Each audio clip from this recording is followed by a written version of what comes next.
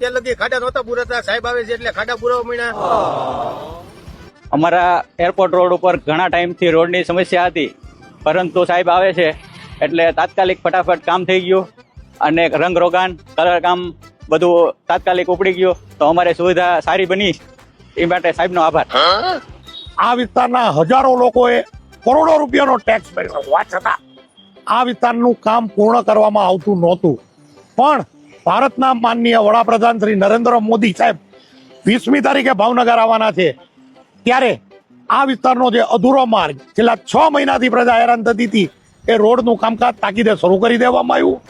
તાકીદે એની ડિવાઈડરો ઉભા કરવામાં આવ્યા, ઇલેક્ટ્રિક પોલો રંગવામાં આવ્યા અને તાત્કાલિક માત્ર એકવાર જઈ અને એકવાર પરત આવવા માટે કરોડો રૂપિયાનો ખર્ચ કરવામાં આવ્યો. પણ જે પ્રજાએ કરોડો રૂપિયાનો ટેક્સ આપ્યો છે એ પ્રજાની સુવિધા આપવા માટે સરકાર પાસે આ ટાઈમ નહોતો, કોર્પોરેશન પાસે આ ટાઈમ નહોતો, કઈના નેતાઓ પાસે આ ટાઈમ નહોતો. ત્યારે મારી માત્ર એટલી જ રજૂઆત છે કે લોકોના પૈસાના ટેક્સથી જ્યારે સરકાર પોતાના માટે વાપરે છે, પણ આમ જનતાની સુખાકારી માટે વાપરવામાં રસ નથી.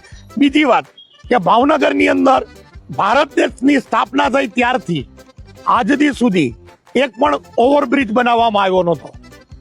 એ ઓવરબ્રિજનું અધૂરું કામ હતું, ત્યારે એકવાર લોકાર્પણ થયું, બીજી બાજુનો ભાગ થયો એટલે બીજી વાર લોકાર્પણ થયું અને માનનીય વડાપ્રધાન શ્રી આવે ત્યારે એને એ પુલનું, એને એ ઓવરબ્રિજનું ત્રીજી વાર લોકાર્પણ કરે છે.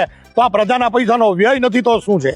ત્યારે મારી આ સરકારને, આ કોર્પોરેશનના અધિકારીઓને મારી વિનંતી છે કે લોકોની સુખાકારી માટે પૈસા વાપરો. પૈસાનો તમામ ટેક્સ આ દેશના નાગરિકો ભરે છે, ત્યારે આ દેશની નાગરિકોને સુવિધા મળે એને પહેલા પ્રાધાન્ય આપો.